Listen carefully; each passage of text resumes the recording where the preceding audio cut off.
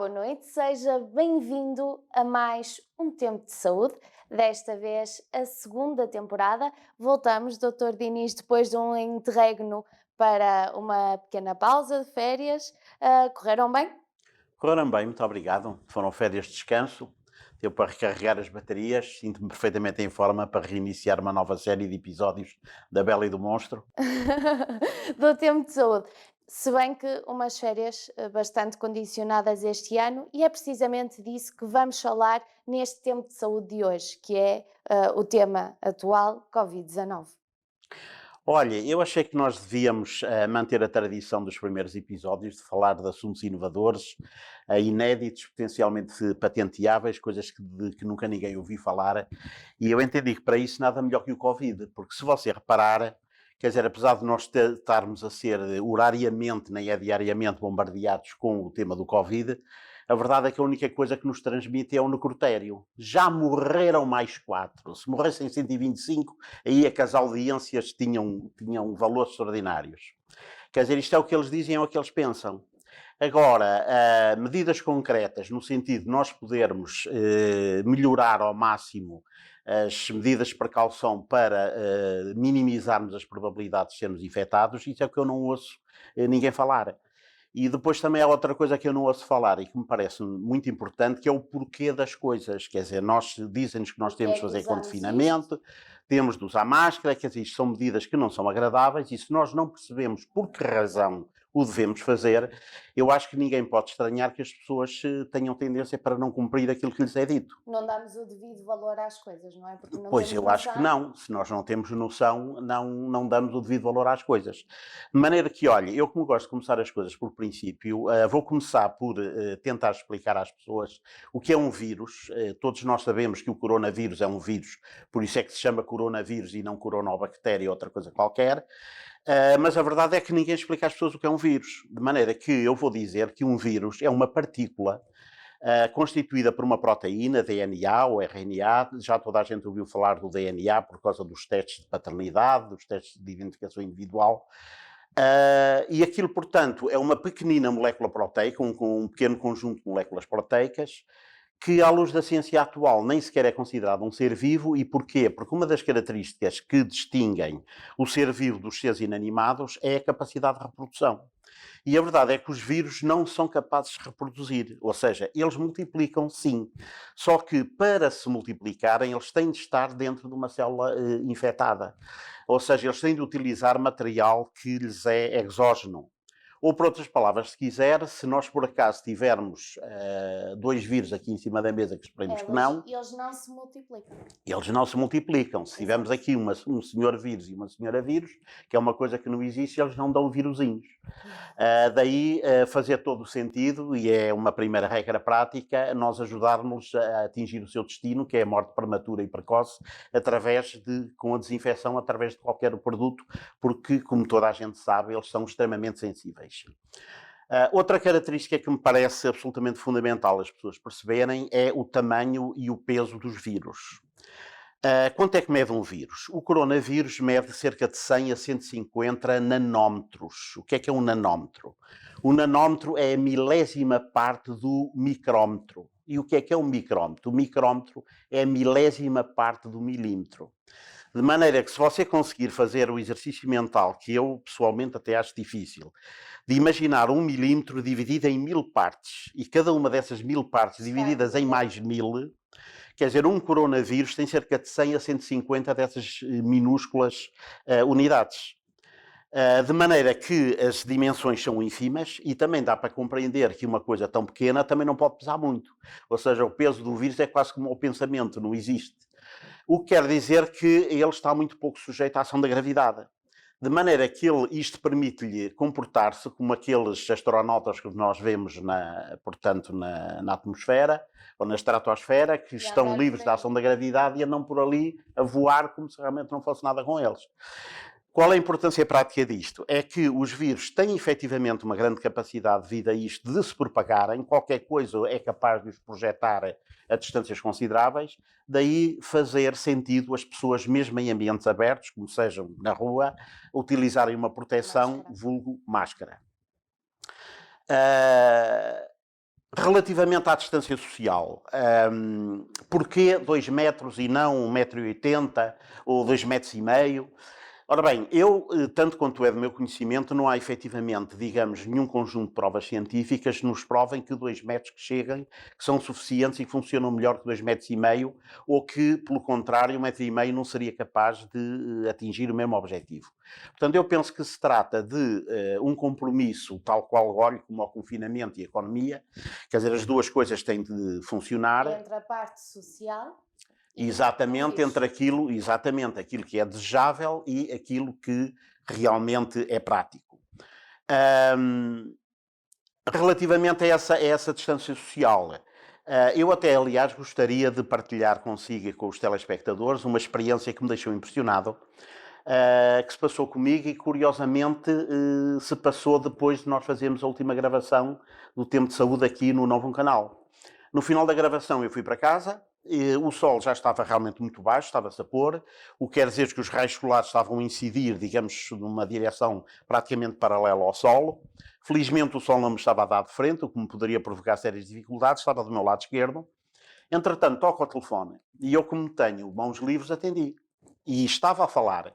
E devido à direção dos raios do sol, eu podia ver perfeitamente a quantidade de gotículas que transmitia da minha boca enquanto estava a falar e a facilidade para o volante e a facilidade com que elas atingiam o para-brisas. Pronto.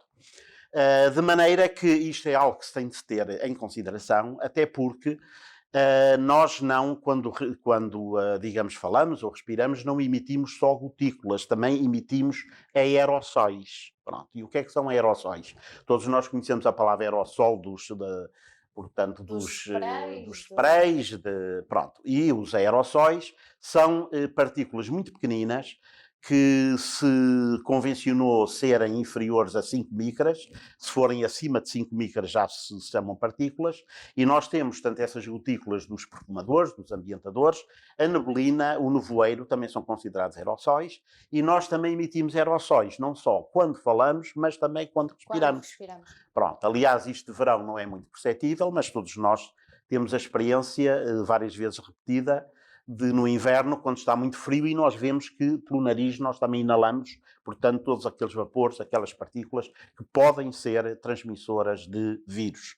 Portanto, a regra muito importante, a máscara, quando é usada, não se deve limitar a tapar a boca, mas ela deve tapar o nariz.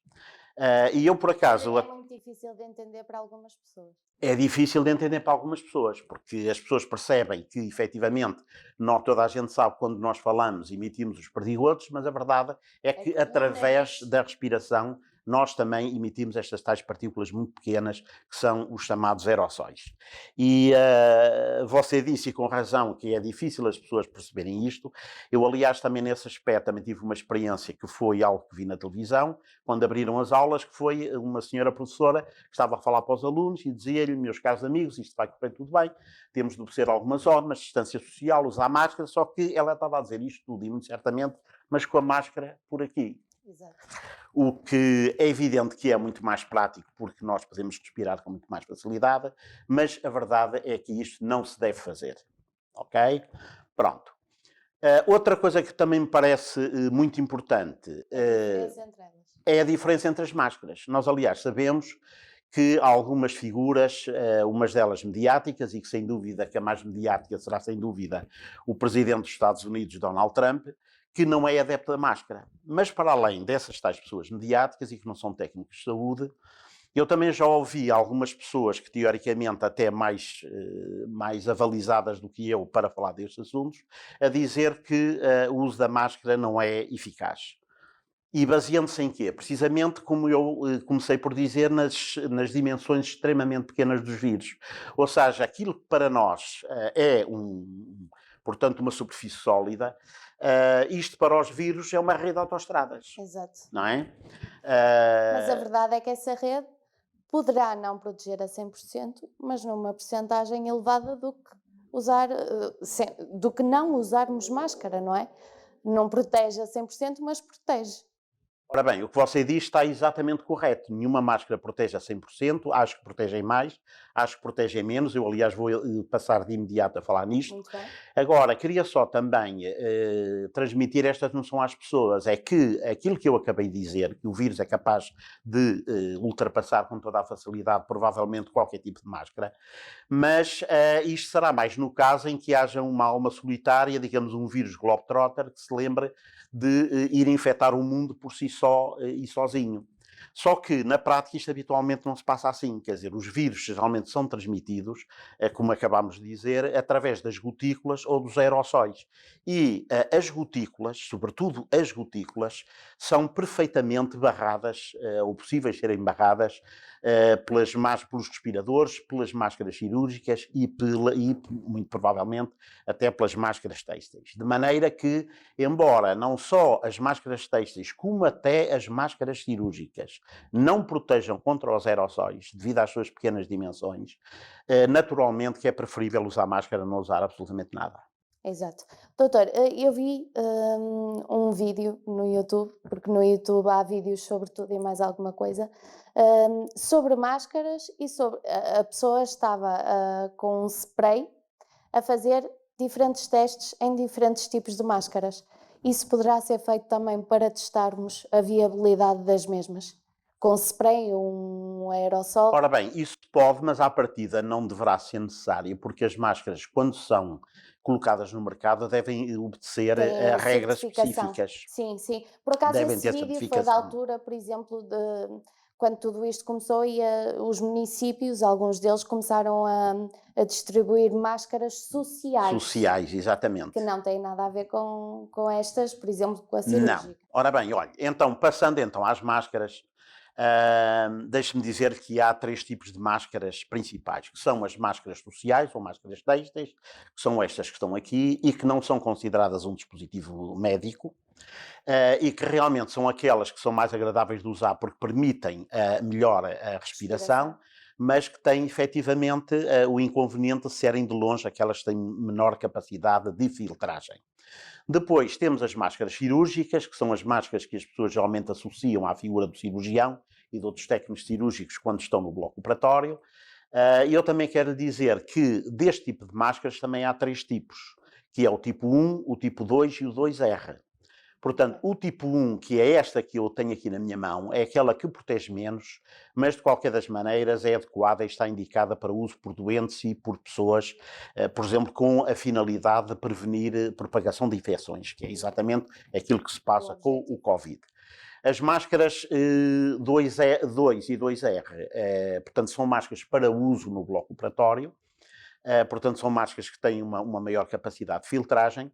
Agora, isto é assim, isto, como eu disse, já são consideradas um dispositivo médico e, portanto, obedecem a normas da União Europeia. Agora, como é que nós sabemos que tipo de máscara é que estamos a usar e se essas máscaras respeitam ou não respeitam essas regras? Como se poderá ver, portanto, nos slides que nós Vamos passar? que farão o favor de passar, isso está na caixa, tem de ser visto na caixa. Na caixa das máscaras deve constar lá o tipo de máscara e a norma da União Europeia a que elas obedecem. Se a caixa não tiver isso, pois então o meu conselho é que as pessoas não usem essas máscaras ou que as descartem, porque elas não têm naturalmente qualquer tipo de como é que se diz? De certificação ou de fiabilidade. Pronto. Depois temos os respiradores. Portanto, as máscaras industriais, que também naturalmente podem ser usadas pelas pessoas e pelos profissionais de saúde, e das quais há 3 tipos. O mais conhecido é as chamadas FPs ou bico de pato, portanto, que é esta máscara que nós temos aqui. Esse bico de pato, essa FFP, portanto, são as máscaras europeias. Há equivalentes americanas e chinesas.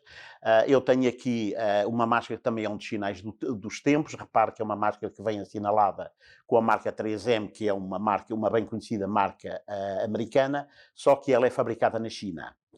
E ela tem aqui uma designação que é KN95.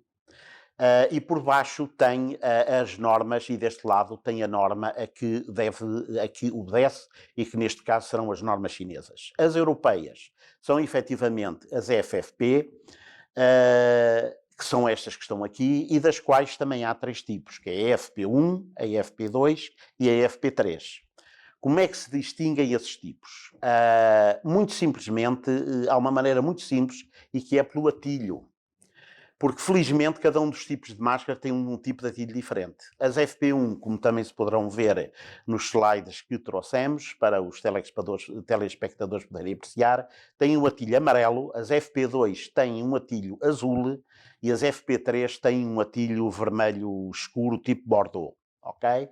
Para além disto, estas máscaras devem vir impressas com todas as informações. Assim, por exemplo, nesta, que por acaso é uma marca fabricada em Portugal, podemos ver... E aqui da região. As pessoas podem apreciar que da esquerda para a direita e de cima para baixo, nós vemos aqui um número que corresponde ao número de série, depois temos a classificação da máscara, FFP, tipo 2, e depois temos um NR, que quer dizer não reutilizável. Se fosse reutilizável, naturalmente, em vez de NR, teria um R. E depois, por baixo, tem a norma, portanto, da direção europeia, a que o fabrico destas máscaras devem obedecer.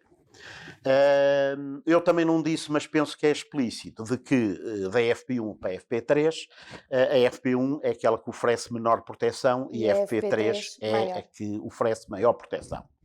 Pronto. Doutor, na sua opinião, qual é a que oferece destas que temos aqui e que estamos a falar aqui no programa, a que oferece maior proteção? Olha, naturalmente que em termos absolutos, aquela que oferece maior proteção é a FP3. Ok? Portanto, também teoricamente, destas aqui.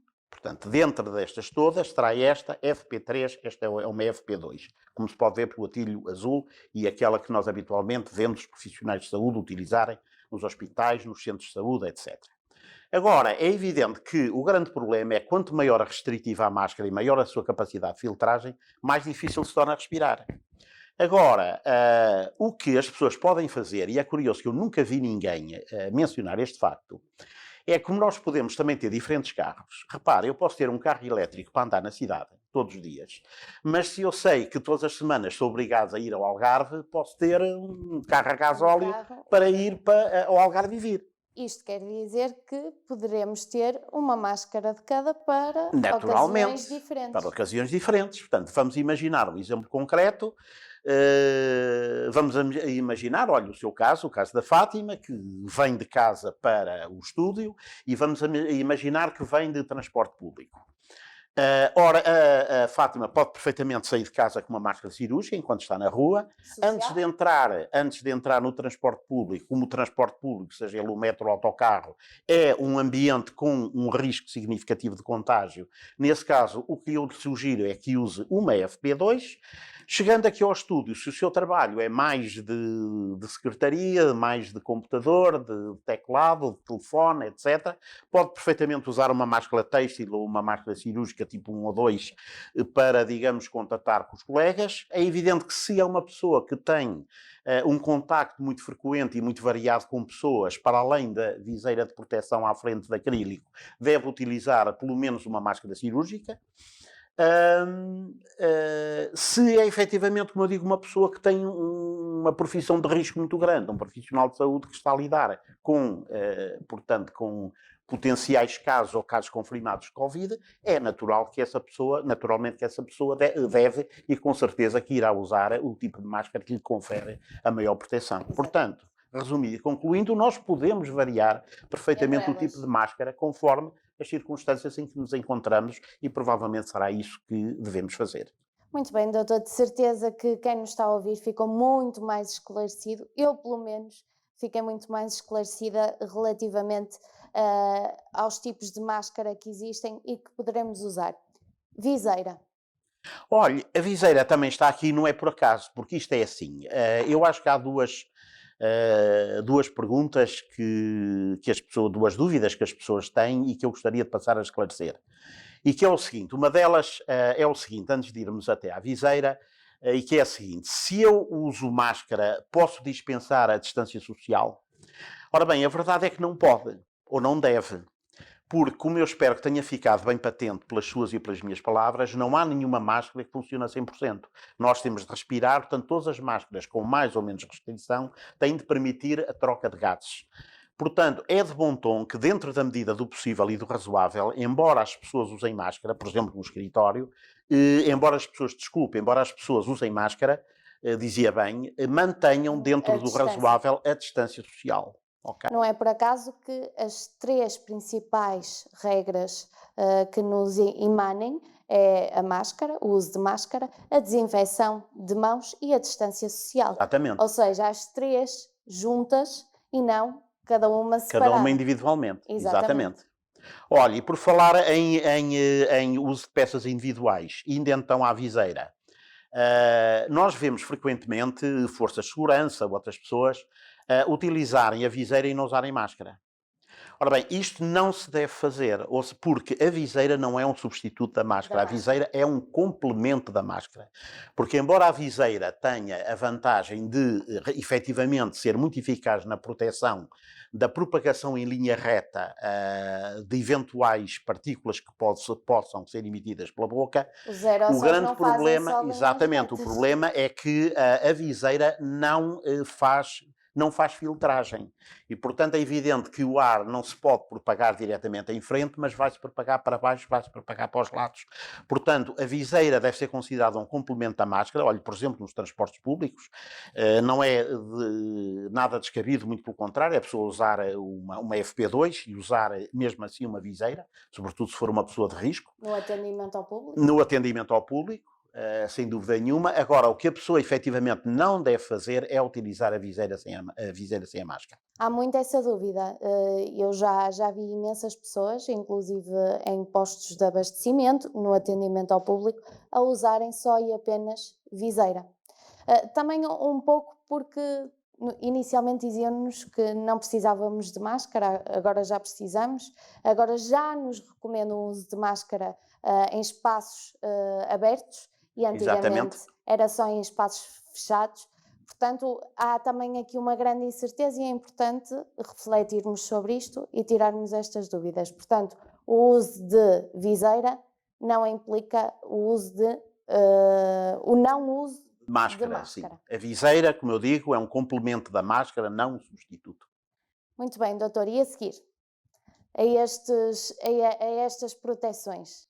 A seguir a estas proteções, algo que eu também gostaria de chamar a atenção às pessoas é que isso também tem a ver com a faixa etária das pessoas que são atingidas. Portanto, nós sabemos que, indiscutivelmente, o grupo de risco nesta pandemia e até agora tem sido as pessoas de mais idade.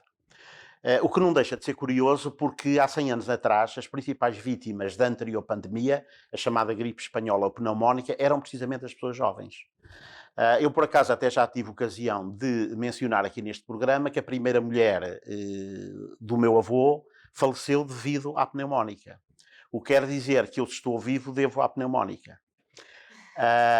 Agora, também isto penso que é algo que as pessoas também todas já sabem, é que os mais jovens podem efetivamente ser um importante foco de transmissão.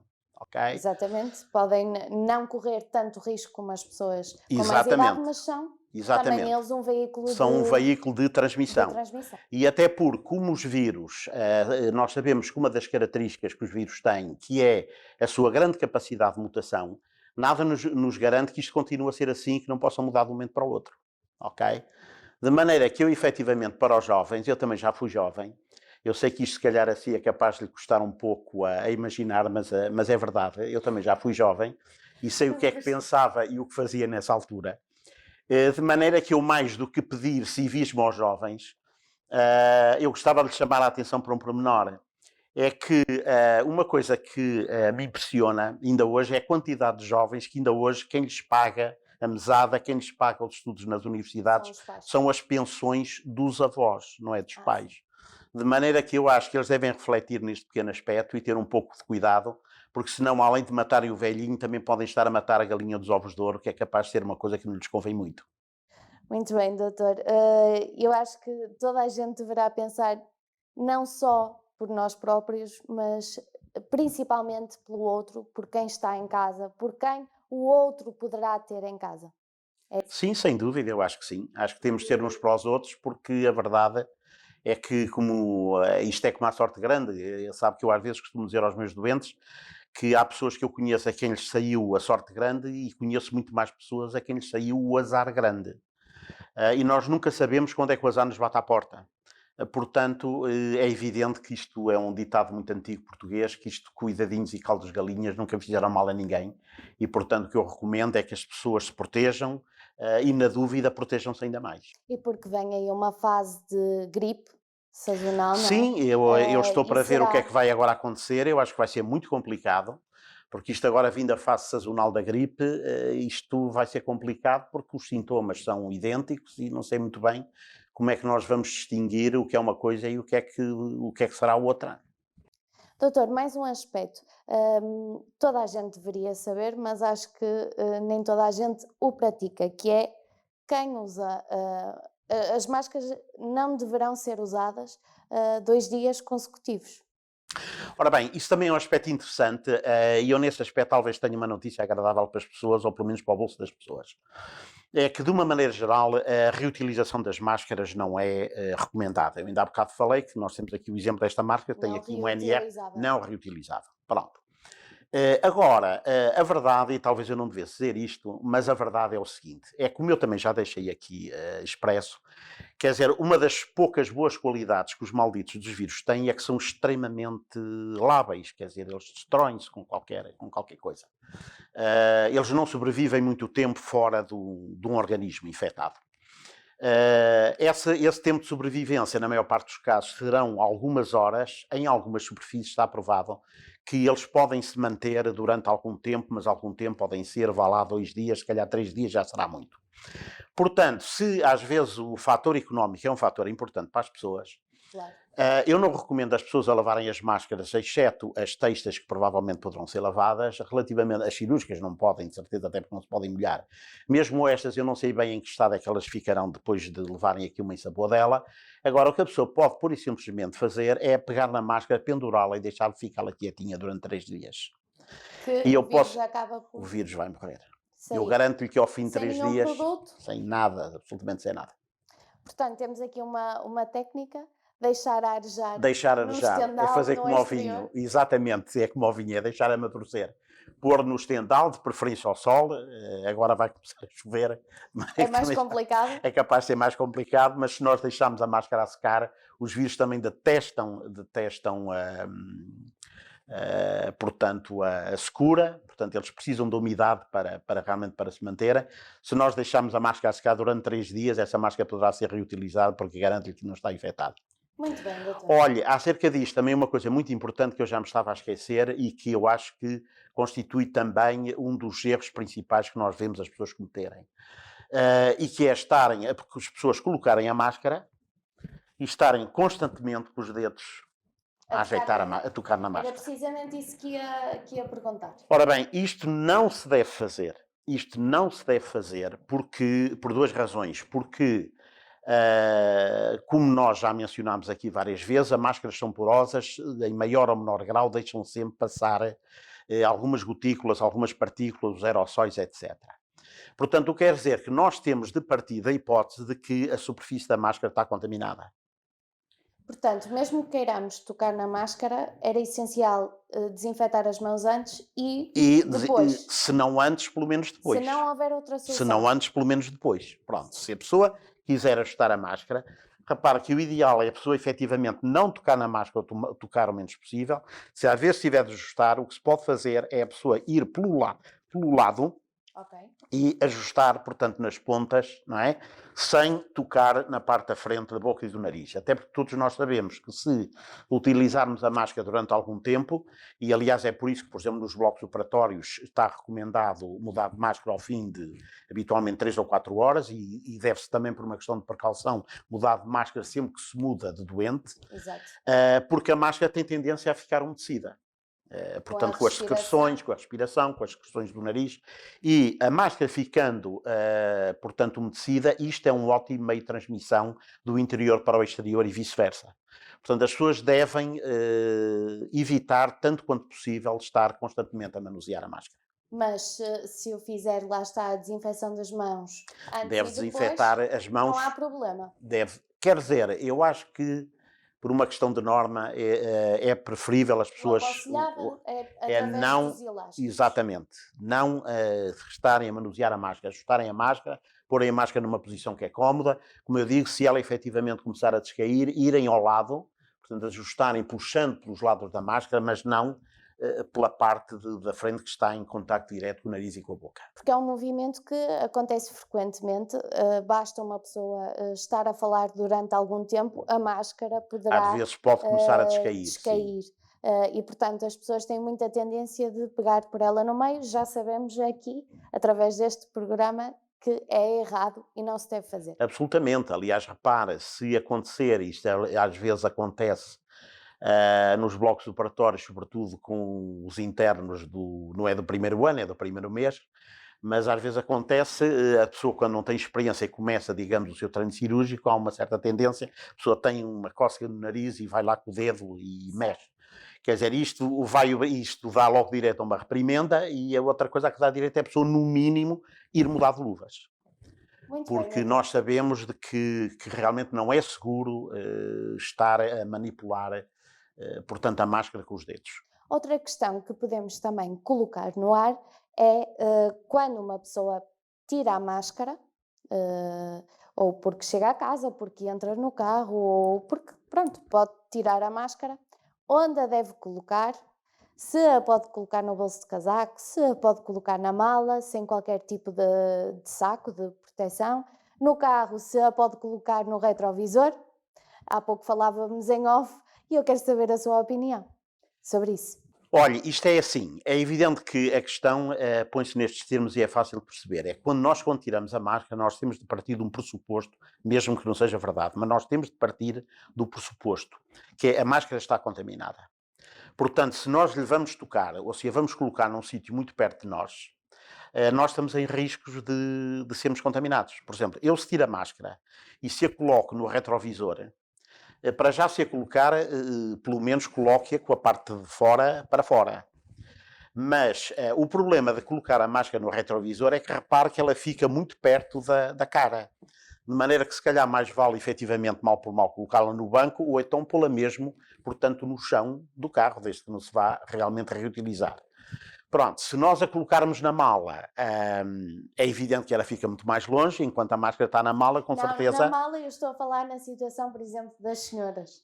Na mala, no saco, na bolsa. Ora não bem, na mala do carro. isso teoricamente, repare, se a máscara estiver conspurcada, estiver contaminada, ela vai contaminar o conteúdo da mala. O mesmo acontece nos bolsos dos casacos. Nos bolsos dos casacos, etc. Pronto. O que quer dizer que lá está,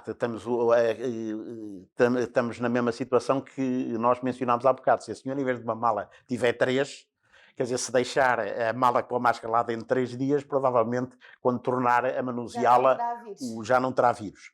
Mas o ideal será, provavelmente, nós temos um saquinho de plástico, colocarmos lá dentro a máscara e depois descartá-la. É claro que isto depois vai pôr-nos um outro problema, que é nós estarmos a aumentar... usar uma máscara diferente sempre que a tiramos. O único problema aí será quando muito económico, não é? Será a questão de as máscaras, aliás, como toda a gente sabe, neste momento penso que a situação já está mais sob controle, mas houve um aproveitamento e o preço das máscaras foi realmente super inflacionado, porque a partir disto é uma coisa muito barata, muito barata. O mesmo aconteceu com o álcool gel? O mesmo aconteceu com o álcool gel. Agora, o que eu ia chamar a atenção é que muitas destas máscaras, muitas vezes têm fibras plastificadas e se nós vamos colocar isto dentro de um saco de plástico e deitar ao lixo, nós estamos a contribuir para, digamos, a contaminação do ambiente com material plástico. De maneira que convém, o ideal, quando nós retiramos a máscara, será provavelmente colocá-las num saco de plástico, mas depois colocar o saco de plástico com a máscara num recipiente apropriado para a reciclagem de plástico. Ou então pô-las a arejar. Ou então pô-las a arejar. Pronto, doutor, temos mais 5 minutos. Não sei se quer acrescentar mais alguma coisa sobre este tema. Olha, aproveito, sim, aproveito, para dizer também, já agora também deixar 2 sugestões às pessoas. Uma delas é que não usem o cotovelo só para se cumprimentar. O cotovelo também é ótimo para tocar no botão do elevador, para tocar nas campainhas das casas. Se calhar para o multibanco já é um bocadinho mais complicado. De maneira que eu aí deixava uma sugestão às pessoas, que é usar uma luva. Mas quando utilizarem a luva, têm de ter cuidado. Eu, por acaso, poderia ter trazido uma luva e olha, esqueceu-me. Mas a questão, quando nós calçamos a luva, as pessoas devem ter atenção na maneira como calçam a luva e, sobretudo, na maneira como a tiram. Porque, repara, a ideia de eu utilizar a luva é ela isolar os meus dedos do meio ambiente e o meio ambiente dos meio dedos. Meio que se repara, se eu calço uma luva, vou ao multibanco, estou a carregar nos botões e depois tiro a luva desta maneira, é evidente que eu estou a conspurcar a minha mão esquerda com a luva que estava na minha mão direita. Não é? Pronto, de maneira que a luva deve ser tirada, portanto, com uma técnica muito simples, que é colocar o dedo indicador por dentro da luva e puxá-la, de maneira a nós podermos pegar na luva sem estar a tocar pela parte interior, de maneira a não estarmos a pegar, portanto, nos dedos. E isso também é um erro que se vê frequentemente. Olha, eu até durante as férias vi isso no supermercado. Quer dizer, uma senhora que ia comprar pão, tinha uma haste para tirar o pão e tinha umas luvas para manusear. Mas se a pessoa calça as luvas e depois está a ajustar com as mãos a luva que está por fora, portanto, é evidente que, quer dizer, o propósito da luva é completamente desvirtuado, porque é evidente que nós com os dedos estamos a contaminar a parte externa da luva. Portanto, a luva tem de ser, eu lamento não ter, devia-me ter lembrado de ter trazido uma luva, mas vamos imaginar que temos aqui a superfície e temos aqui os dedos, portanto, a mão deve ser introduzida na luva e deve ser ajustada sem que nós toquemos com os nossos dedos nas pontas dos dedos da luva, porque senão isso vai por completo desvirtuar, portanto, a função da luva. São regras muito simples, mas que no dia-a-dia podem passar despercebidas. Podem fazer uma diferença muito grande. E fazem a podem diferença. Fazer uma diferença muito grande. Portanto, este programa serviu acima de tudo para percebermos a diferença entre as várias máscaras que temos, a forma como usar luvas e que todo o cuidado é pouco. Portanto, distância de 2 metros, gel desinfetante, desinfetar as mãos, se não houver gel, a própria lavagem das mãos. Sim, ou com lexívia, que também é um produto que destrói por completo, não só vírus como bactérias. E máscara, sempre é apologista do uso da máscara em espaços abertos. Já percebemos isso. Sou. Pela razão que eu lhe disse, porque os vírus, quer dizer, podem estar, eles propagam-se com uma facilidade extraordinária, porque, quer dizer, são massas mínimas, não é? Quer dizer, que aquilo até quase que o sopro do pensamento, eles são capazes de se transmitir a grandes distâncias. Muito bem, doutor, muito obrigada por mais um tempo de saúde. Este, sem dúvida, nos dias em que vivemos e nesta segunda fase, digamos, com o arranque do ano letivo, com tudo a acontecer ao mesmo tempo, será sem dúvida um tempo de saúde que foi muito bem gasto. Muito obrigada. O prazer foi meu, Fátima. E muito boa noite. Quanto a si, espero por si desse lado aqui no Novo Canal, com as notícias da região, com vários programas que poderá acompanhar sempre em novocanal.pt. Tenha uma boa noite e, acima de tudo, cuide de si.